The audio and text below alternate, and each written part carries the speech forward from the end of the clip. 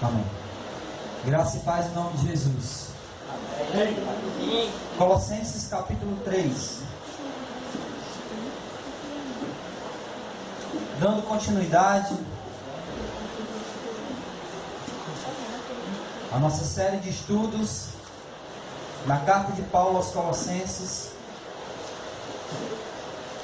Hoje iremos aprender no capítulo 3, versículos do 1 ao 4.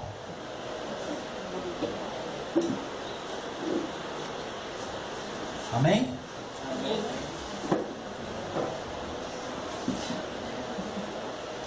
Colossenses 3, do 1 ao 4.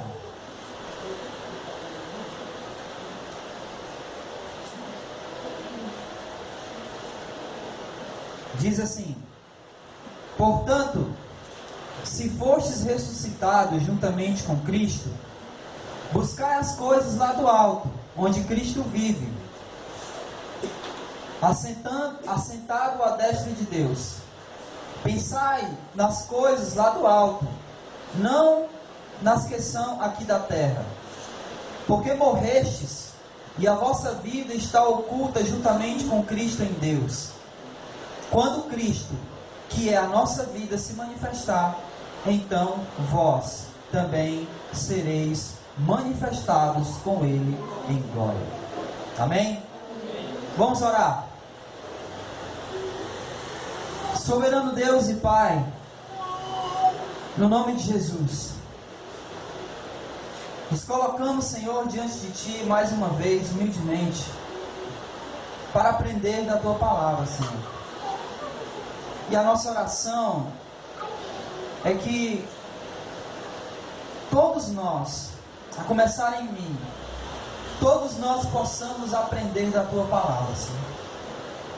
Todos nós possamos ouvir a Tua voz todas as vezes que lemos as Escrituras, todas as vezes que aprendemos dela, ouvimos a explicação dela, que todos nós possamos reconhecer que o Senhor está a falar aos nossos corações. Nos torna pessoas receptivas à Tua palavra, com toda a humildade, sabendo que é a Tua vontade que prevalece em nós, sabendo que a Tua palavra é a nossa regra de fé e prática. Em nome de Jesus, nos dá a graça de sermos humildes suficientes para reconhecer que somos totalmente dependentes do Senhor e que precisamos aprender todos os dias da Tua palavra, Senhor. Em nome de Jesus é que oramos e Te bendizemos. Amém, Senhor. Amados, nós chegamos num ponto da carta aos Colossenses que o apóstolo Paulo, ele tratou das heresias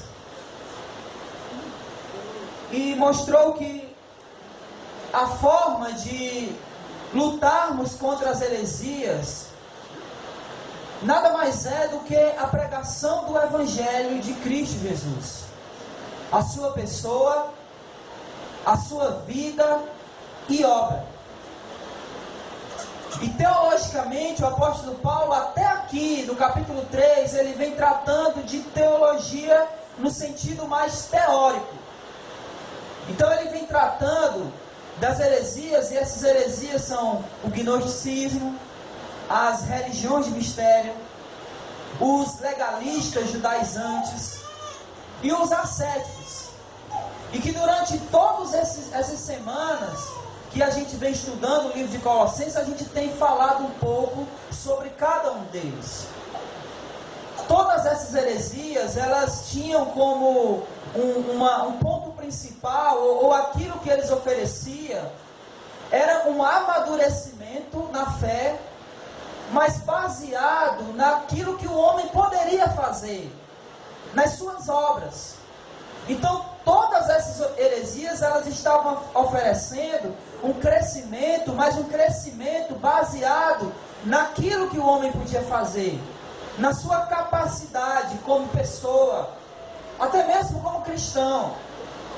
E aí eles colocavam determinadas regras, eles diziam que era necessário cumprir determinados rituais, era necessário fazer determinados cultos aos anjos ou a seres espirituais, e assim fazendo, se alcançaria uma maturidade espiritual, se alcançaria uma proximidade maior a Deus. E eles estavam oferecendo isso, essa maturidade, essa intimidade maior com Deus, baseado naquilo que o homem poderia fazer por si só. E aí Paulo vem destruindo esse pensamento e essa heresia, dizendo que não, que a nossa fé, que a nossa vida cristã não é baseada em normas, não é baseada naquilo que a gente pode fazer, não é baseado em rituais, não é baseado em culto aos anjos, não é baseado em nada disso. O nosso crescimento espiritual, a nossa proximidade a Deus depende não daquilo que a gente faz, mas daquilo que Cristo já fez na cruz, o seu evangelho, a sua morte e ressurreição. Então, se o caminho que eles estavam oferecendo de obediência às regras, de obediência aos rituais, de obediência a determinadas coisas, se esse não era o caminho, então qual é o caminho? Se obedecer a essas coisas não é a obediência correta, então eu preciso obedecer a quê? Talvez essa fosse a pergunta que eles estavam prestes a fazer. Porque Paulo, nós vimos isso na semana passada, olha aí, versículo 20. Ele diz assim: se morrestes com Cristo para os rudimentos do mundo, por que, como vivestes no mundo, vos sujeitais às ordenanças? Então Paulo está dizendo, olha, vocês estão obedecendo coisas que não é mais necessário vocês obedecerem para alcançar a salvação, ou até mesmo a maturidade. E ele termina o capítulo 2 dizendo que não importa a gente fazer culto aos anjos, não importa a gente ser legalista e obedecer às leis judaicas, não importa nós sermos ascéticos, não importa nada disso, não importa a gente conhecer um conhecimento oculto que poucos podem adquirir, nada disso tem poder contra a sensualidade. Acompanha aí versículo 23, ele diz isso: tais coisas com efeito têm aparência de sabedoria, como o culto de si mesmo, e de falsa humildade, de rigor ascético, todavia, não tem valor algum contra a sensualidade. Ouvindo isso, talvez na mente dos colossenses, e talvez até na nossa, possa vir algumas perguntas. Se não são normas que eu tenho que obedecer, ou pelo menos não essas que eles estavam oferecendo, que normas eu tenho que obedecer? Se esse não é a forma correta de viver a vida cristã, então qual é a forma correta de viver a vida cristã? Como é que eu, como cristão, tenho que me comportar? Como é que eu, como cristão, tenho que viver, tenho que andar? Já que esse caminho proposto aqui pelos hereges não é o caminho correto. Então, Paulo, qual é o caminho correto? Quais são as atitudes corretas que eu, como cristão, tenho que tomar? E aí Paulo, a partir do capítulo 3, ele vai dar uma conotação mais prática aos ensinamentos que ele tem ensinado até agora. Até agora Paulo estava apenas na parte teórica, ele estava falando do Evangelho de Jesus, da vida de Jesus, tudo isso. E que é por isso que nós temos que andar pelo Evangelho, porque foi o Evangelho que nos salvou. Não foram as nossas práticas que nos garantiram o perdão, mas foi o sacrifício de Cristo na cruz que nos garantiu o perdão dos nossos pecados. Mas qual é a implicação prática do Evangelho de Jesus na minha vida e na sua vida? Qual é a implicação prática do Evangelho de Jesus no meu dia a dia? Como cidadão, como pai de família, como mãe de família, como profissional. Quais são as implicações práticas? Como isso afeta a minha vida pessoal? Porque é bem verdade que nós estamos muito acostumados a ouvir sobre o sacrifício de Jesus e o Evangelho. Glória a Deus por isso. Mas às vezes parece que nos falta saber como aplicar isso na nossa vida cotidiana. Como é que eu vivo como cristão? Como é que eu me comporto como alguém que já foi salvo em Cristo Jesus e que essa salvação me alcançou? Então, como é que a partir de agora eu tenho que me comportar? Então, a partir do capítulo 3, Paulo vai responder essas perguntas. E ele vai falar de muitas coisas aqui. Hoje nós vamos apenas dar uma introdução da parte prática que o apóstolo Paulo começa aqui no capítulo 3. Porque ele fala dos deveres do marido, dos deveres da mulher, da família, do servo, do Senhor. Ele fala tudo isso. A nossa vida na prática. Como a gente costuma dizer, ser cristão aqui é muito fácil. Mas como ser cristão lá fora? Como é ser cristão aturando um patrão que pega no meu pé? Como é ser cristão aturando um chefe que me humilha? Como é ser cristão tendo uma esposa que não é cristã ou um marido que não é cristão? Como é ser cristão dentro de uma família que eu sou o único cristão? E eles tiram sarro da minha cara porque eu sou cristão. Então o apóstolo Paulo vai trabalhar a parte prática do cristianismo. E é isso que ele vai começar a fazer a partir do capítulo 3. Por favor, versículo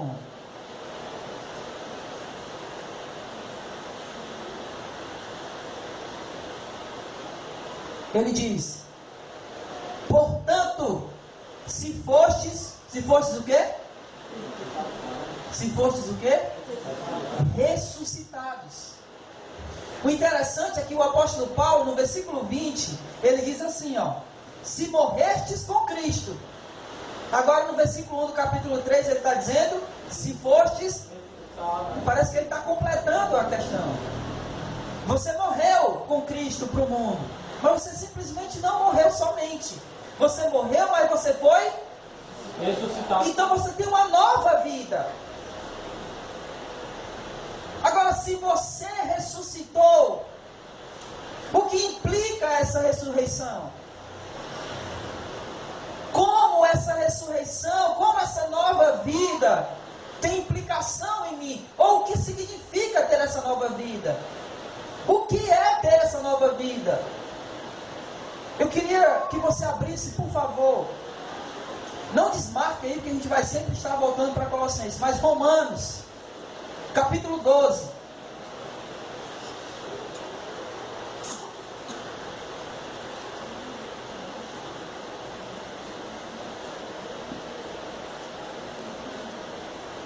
Versículo 2. E eu vou pedir para quem achou, ler.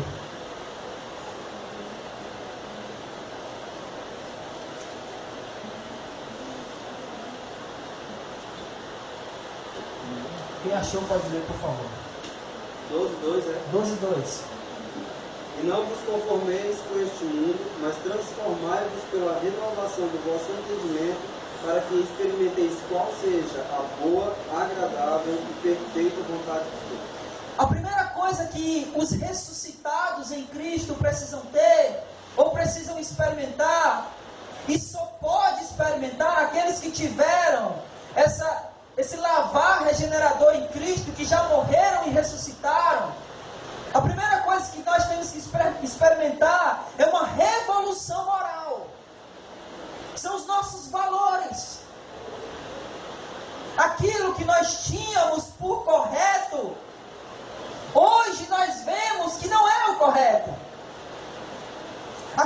trazer uma revolução na nossa moral, na nossa ética, na nossa forma de agir, na nossa forma de pensar, na nossa forma de se vestir, na nossa forma de se comportar. Porque se nós morremos com Cristo para o mundo e ressuscitamos para Cristo, uma revolução moral tem que acontecer em nossa mente. Não podemos mais viver uma vida como antes.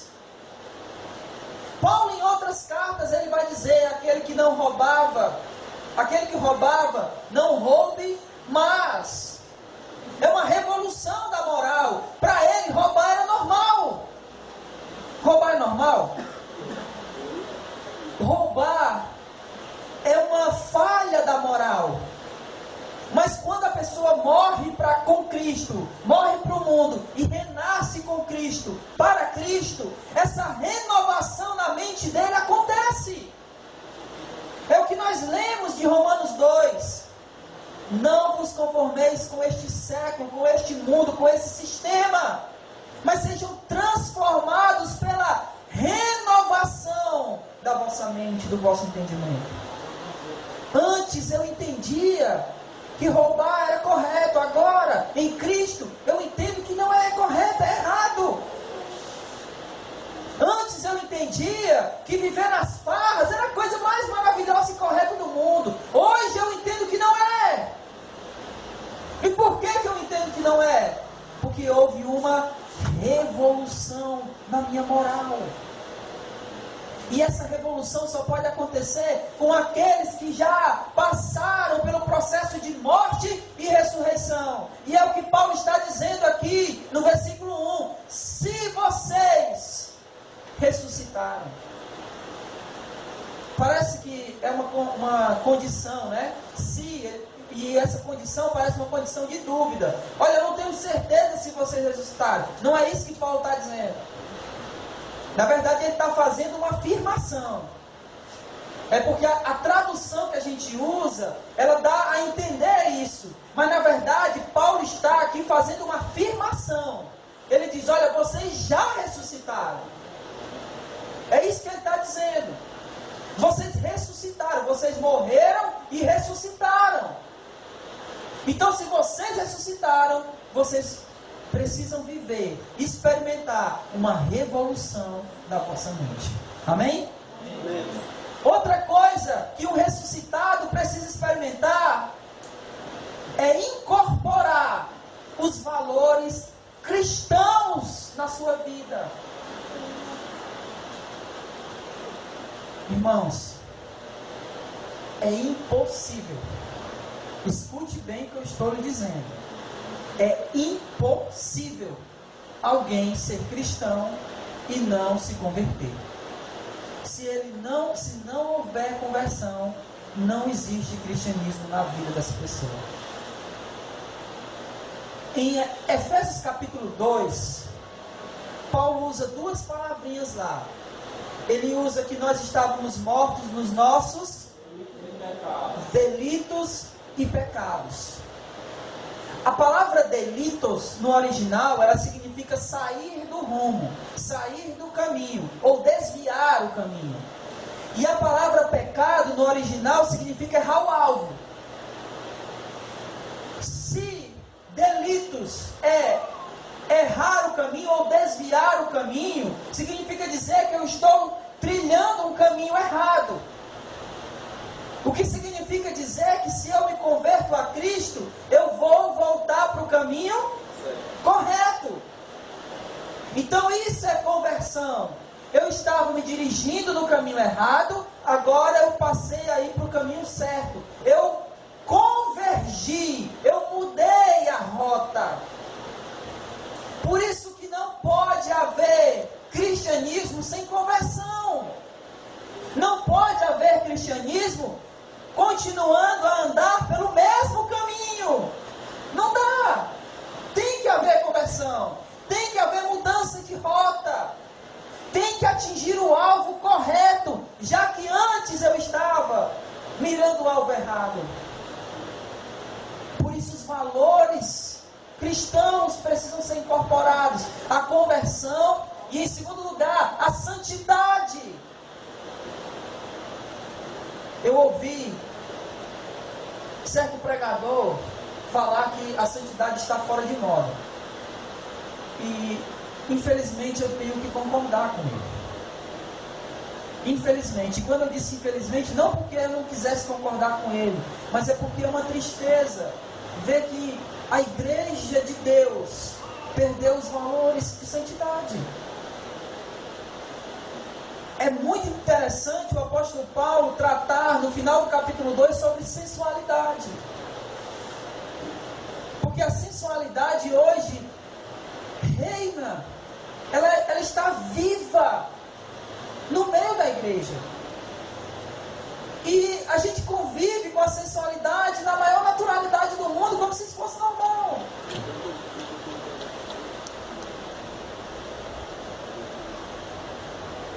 Infelizmente, e aí quando se fala de sensualidade, geralmente a gente foca só uma área, ou foca só um tipo de pessoa na igreja. Quem é que a gente foca? As mulheres. Isso tem um motivo, mas a questão é que não é só as mulheres. Nós vivemos num atual momento, e eu estava falando sobre isso recentemente. Quais são as duas coisas aqui no Maracanã que você mais vê? Comércio, tipo de comércio. Salão de beleza e... é o que você mais vê. São os comércios que estão crescendo. E eu não tenho nada contra isso, irmãos. O que eu estou querendo mostrar é que há uma supervalorização da aparência. E nós, como cristãos, estamos acompanhando a moda. Sendo que o fundamental não é o aspecto físico ou o exterior. O fundamental é o quê? O interior. Agora, o interior reflete no exterior. É impossível eu ter um coração voltado para Deus e isso não ser externado. Da mesma forma que se o meu coração não estiver voltado para Deus, isso também vai externar. Então é quase inaceitável, seja homem ou seja mulher, viver de forma sensual. É inaceitável isso. Porque quando nós vivemos em sensualidade, quando nós vivemos de forma sensual, não existe santidade em nós. Infelizmente, essa é a realidade. E é o que Paulo está tentando mostrar aqui. Nós já ressuscitamos. Então, por que porventura, nós que já ressuscitamos, vivemos ainda assim? Uma vida com a moral, parece que nós não temos muita noção ou consciência do que é moral e do que é imoral. Ou então, se nós temos essa consciência, a gente não liga. Mas a realidade é essa. Nós precisamos incorporar os valores cristãos em nossas vidas, porque nós já ressuscitamos com Cristo. E se nós ressuscitamos, nós precisamos viver uma revolução na nossa mente e incorporar os valores cristãos à nossa vida. Outro valor cristão que nós precisamos incorporar em nossas vidas é viver pela lei do amor. E por mais que isso pareça bonitinho, é a coisa mais difícil de fazer, é viver pela lei do amor. Porque nós temos uma tendência de amar quem nos ama. E quem não nos ama? Pior, e quem nos odeia? Como nós tratamos as pessoas que não vão com a nossa cara? Ou você por acaso acha que todo mundo gosta de você? Doce engano esse. Mas como nós tratamos essas pessoas? Nós tratamos ela, da mesma forma que ela nos trata com desprezo, com brutalidade, dando coice, ou nem sequer falamos com essa pessoa. Está vendo como viver pela lei do amor é difícil? Porque quando alguém nos trata bem, a gente trata bem. Mas quando a gente é tratado mal, como a gente trata essa pessoa? Com amor? Eu tenho aprendido que quando Jesus disse que nós devemos amar os nossos inimigos, Ele não está dizendo que a gente deve morrer de amor por esses inimigos. O que Jesus está querendo dizer ali é que nós precisamos tratar os nossos inimigos ou aquelas pessoas que não gostam de nós de forma amável. Tratá-las como nós tratamos qualquer outra pessoa, com amor, não com desprezo. E esses são valores cristãos que precisam ser incorporados em nossas vidas. É difícil, irmãos. Não é fácil.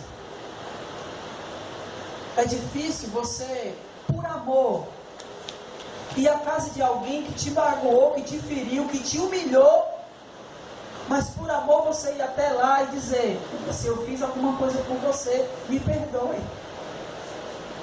Mesmo sabendo que você não fez nada, foi ela que fez contra você. É fácil isso? É fácil? Mas esses valores precisam ser incorporados. Eu estou dizendo isso porque nós temos vivido dias que os valores cristãos têm sido tirados do nosso meio. Nós temos vivido quase uma lei mosaica do olho por olho e dente por dente. Alguém te feriu? Jesus disse: dá outra face. A gente dá outra face, mas dá a mão. Não é? A gente, em vez de bater com essa face da mão, a gente bate com a outra. A gente tem vivido assim. A gente tem vivido, olha, se me tratar bem, eu trato bem. Se me tratar mal, se pisar no meu calo. E esses não são valores cristãos. Não são atitudes de pessoas que ressuscitaram com Cristo. Que ressuscitaram para Cristo. Que devem viver uma vida cristã, incorporando os valores cristãos às suas vidas. Amém? Amém. Amém mesmo? Amém. Em segundo lugar, ainda aqui no versículo 1, Paulo vai começar agora a parte mais prática ainda do versículo. Ele diz: se vocês ressuscitaram com Cristo, então o que eu tenho que fazer? O que está escrito aí?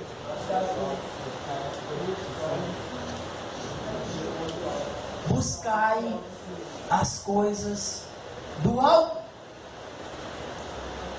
Buscar, desejar, almejar, querer as coisas de Deus. As coisas que vêm de Deus. Buscar mesmo, desejar, almejar, querer. Eu não sei, irmãos. Eu não quero aqui fazer julgamentos errados. Longe de mim. Mas às vezes eu acho que nós desejamos muito mais as coisas daqui do que as coisas que vêm do alto. Nós buscamos muito mais as coisas daqui do que as coisas do alto. Nós damos importância muito mais às coisas daqui do que às coisas do alto. É simples. Muito simples. É muito fácil de constatar isso. Deixa eu fazer uma pergunta. Você quer aprender mais de Deus? Amém. Você tem desejo de saber mais de Deus? Amém. Você tem realmente vontade, você realmente quer as coisas de Deus? Então por quê? Uma simples dor de cabeça nos tira de um estudo. Um simples cansaço nos faz deixar de orar. Uma simples indisposição, eu estou indisposto, me faz deixar de ir ao culto e ouvir o ensinamento da palavra de Deus.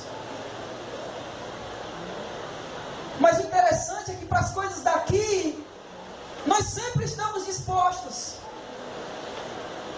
Uma reunião de família vai ter comida, eu estou com dor de cabeça, mas eu vou.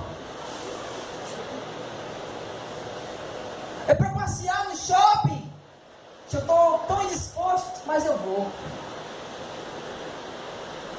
É para jogar futebol, opa, eu estou com a perna engessada, mas eu vou. Nós valorizamos muito mais as coisas daqui do que as coisas do alto. E dizemos que temos desejo de aprender mais de Deus. Dá para perceber? Quanto nós somos incoerentes. E eu me incluo nisso. Eu não estou falando só para vocês. Eu estou falando de mim. Quando nós dizemos que desejamos, Senhor, eu quero mais de Ti, Senhor, eu te desejo mais, eu quero mais e mais te conhecer.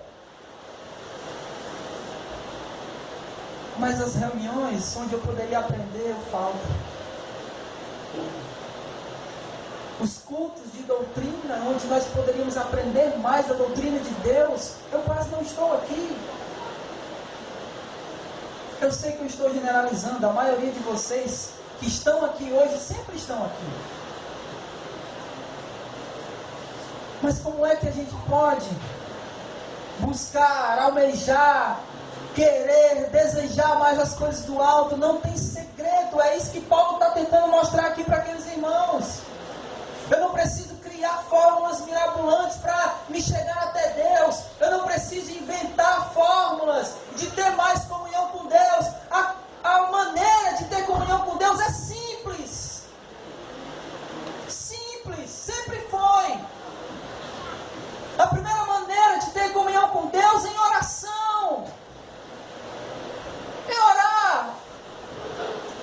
Não aquela oração por obrigação. Eu tenho que orar hoje, porque se eu não orar hoje, eu vou passar um dia sem orar. Não obrigatoriamente. Eu preciso orar porque eu desejo falar com Deus. Eu tenho verdadeira vontade de estar mais com Ele, de buscar a Deus em oração, buscar as coisas do alto, orar com sinceridade, uma conversa franca com Deus, mas com toda humildade. É isso que nós precisamos. Se nós já ressuscitamos, nós temos que buscar as coisas do alto. Passar um dia distante de Deus já nos faz ir para lugares distantes dele. A outra maneira de buscar as coisas do alto, de buscar uma comunhão com Deus de forma prática, é a meditação, é a leitura da palavra. Irmãos, alguém poderia me dar uma definição de meditação na palavra? Meditar na palavra, se é que eu posso dar essa definição, seria olhar a minha vida, analisar a minha vida à luz da palavra de Deus e ver se eu estou vivendo de acordo com a palavra de Deus, se eu estou vivendo conforme a vontade de Deus. Isso é meditar na sua palavra. É olhar e ver, a vontade de Deus é essa. E será que eu estou vivendo assim? Eu analisar, buscar à luz da palavra de Deus, saber se a minha vida está de acordo com aquilo que Deus quer para mim. Isso é o que faz a gente crescer. Não é realizar cultos aos anjos, ou sair por aí com uma arca da aliança nas costas, ou tocar um berrante. Nada disso nos torna mais santo. Nada. Mas é a busca pelas coisas do alto. E se nós já ressuscitamos com Cristo, o que nós temos que fazer? O que nós temos que fazer?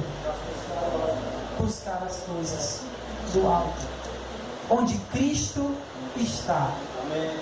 É isso que o versículo termina dizendo. Buscar as coisas do alto, não é isso? Onde Cristo vive, assentado à direita de Deus. Versículo 2. No versículo 1 ele diz: buscai as coisas do alto. No versículo 2 ele diz: pensai nas coisas do alto. Não é somente buscar, mas as coisas do alto precisam estar sempre aqui. Eu preciso sempre me lembrar das coisas de Deus, da vontade de Deus. Portanto, não é apenas um buscar, mas é um pensar nas coisas do alto. Por favor, eu vou pedir para um irmão abrir em Mateus 6, versículo 19 a 21. E os demais irmãos abram em Filipenses capítulo 4, versículo 8. Quem vai abrir em Mateus? Wagner. Os demais abram, por favor. Filipenses 4, 8. Aí, Wagner, eu vou pedir para tu ler Mateus 6, 19 a 21. Não ajunteis tesouros na terra, onde a traça e a ferrugem tudo consomem, e onde os ladrões minam e roubam.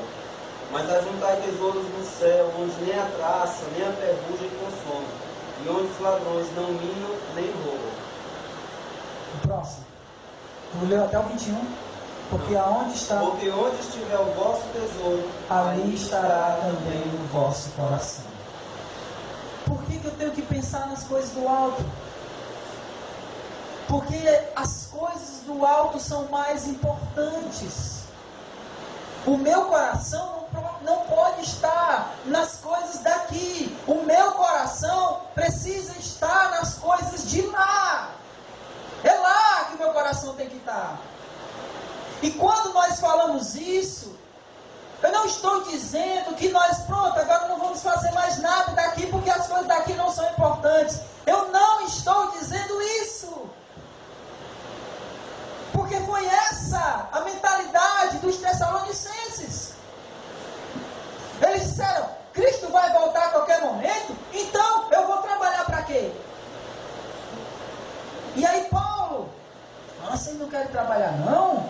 Pois se vocês não querem trabalhar, pois não comam. Porque Paulo não estava mandando eles deixar de fazer as coisas daqui. Paulo estava dizendo para eles se prepararem para a volta de Jesus, que poderia ser a qualquer momento, e ainda pode ser a qualquer momento. Assim como eu não estou dizendo que nós não devemos fazer as coisas daqui.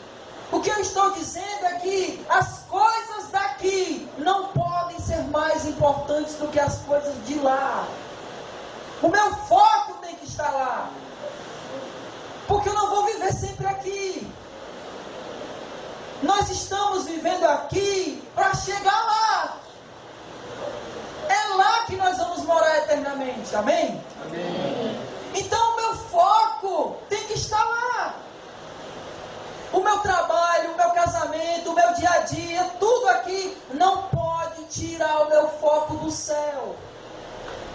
Embora aqui eu vou trabalhar, embora aqui eu vou estudar, embora aqui eu vou me casar, ter filhos, mas nada do que a gente faça aqui pode tirar o nosso foco. Porque as coisas de lá são mais importantes do que a daqui. Amém. A daqui vai passar, a de lá é eterna. Glória a Deus. Filipenses 4, versículo 8.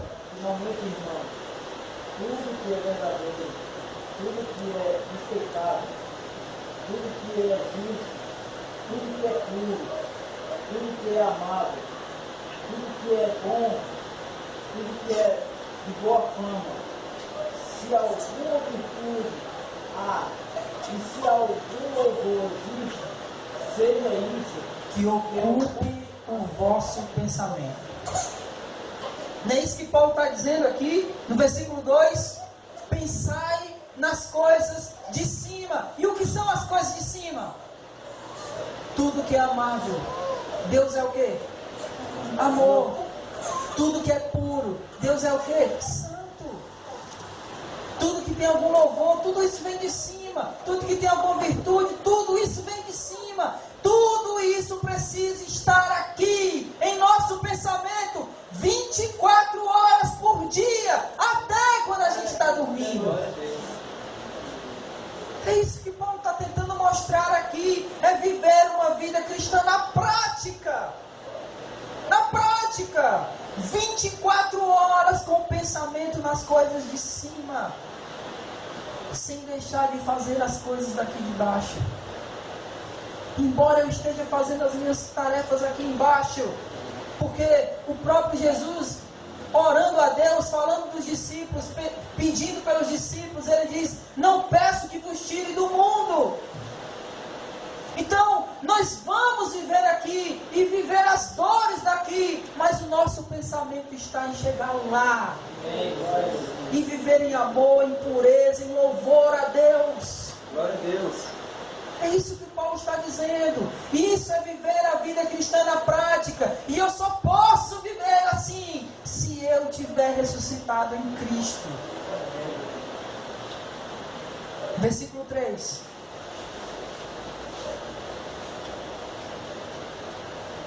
Porque morreste e a vossa vida está oculta juntamente com Cristo em Deus. O que significa isso?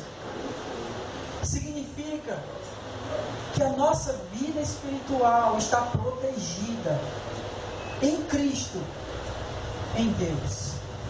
Está oculta, está escondida. Quando eu digo que a nossa vida espiritual está protegida, isso não significa dizer que nós não vamos passar por adversidades aqui. Quando Paulo está dizendo que a nossa vida está oculta com Cristo em Deus, ele está dizendo que ela está guardada, e ele está novamente falando aquilo que ele falou aos Romanos, capítulo 8. Nada poderá nos separar do amor de Deus, nem fome, nem tribulação, nem morte, nada. Porque a nossa vida espiritual, a verdadeira vida, está oculta, protegida, escondida com Cristo em Deus. É disso que Paulo está tratando aqui. Na verdade, o que ele está mostrando de forma prática é que as coisas daqui de baixo não devem nos separar de Deus. Não podem, aliás. Porque se nós já ressuscitamos, nós sabemos o que verdadeiramente importa. E o que importa não é a nossa vida aqui. Embora aqui a gente ainda vai viver até quando Deus quiser. Mas a vida verdadeira que importa é a nossa vida espiritual. E essa está protegida com Cristo em Deus. É isso que Paulo está falando. E para finalizar, versículo 4, ele diz: quando Cristo,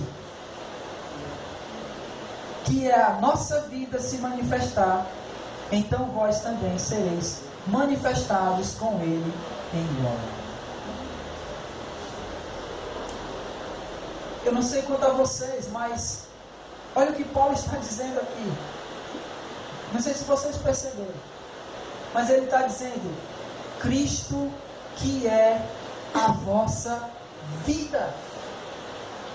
Ele não está apenas dizendo que a nossa vida está oculta ou escondida ou protegida com Cristo em Deus. Ele está dizendo que a nossa vida é Cristo. A nossa vida está totalmente dependente de Cristo.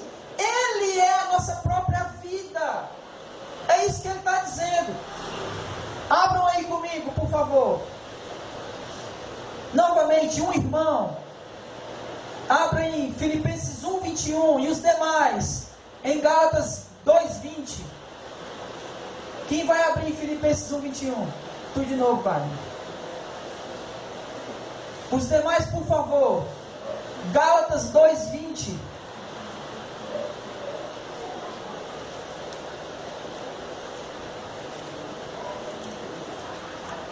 Por favor, Pai. Porque para mim, o viver é Cristo e o morrer é lucro. O viver é? O viver é Cristo. Cristo é a nossa vida. Gálatas 2:20. Um versículo muito conhecido de todos nós. Não mais eu quem vivo, mas Cristo vive em mim. O que isso significa? Vou mostrar para vocês o que isso significa de forma prática. Quando Cristo, que é a nossa vida, significa assim: alguém te ofende, alguém te humilhou, alguém te bateu, alguém te roubou. Como Cristo agiria nessa situação? A vida não é sua, a vida é Cristo. Cristo é quem vive em você. Então, quando alguém te ofende, como é que Cristo agiria no teu lugar? Se não fosse você naquela situação, alguém te humilhou, mas se no seu lugar fosse Cristo, como ele agiria? Alguém te roubou. E se não fosse você, no seu lugar fosse Jesus, como ele agiria? Ele bateria no ladrão? Ele revidaria a ofensa? Cristo é a nossa vida, não mais nós que vivemos, é Cristo que vive em nós. Então, quando alguma coisa nos acontecer, nós não temos que agir como nós agiríamos, nós temos que agir como Cristo agiria no nosso lugar. Porque a vida é dele. A nossa vida é dele, nós vivemos Cristo. É disso que se trata de forma prática a nossa vida cristã. É fácil? De jeito nenhum. De maneira alguma. O apóstolo Paulo, no capítulo 6 de 1 Coríntios, ele está tratando de um problema entre irmãos. E quando eu falo que isso não é fácil nem mesmo no nosso meio. No meio cristão, na igreja. Então Paulo está tratando dois irmãos, que um, me parece, devia alguma coisa ao outro, e esse levou esse irmão que devia para a justiça. E aí Paulo diz assim: como é que pode? Vocês não têm vergonha de ter entre vocês um irmão que leva outro irmão perante juiz iníquo? É vergonhoso para vocês, no meio de vocês não tem ninguém que julgue essa causa entre os irmãos. Aí ele diz uma coisa interessante: por que que antes vocês não sofrem o dano?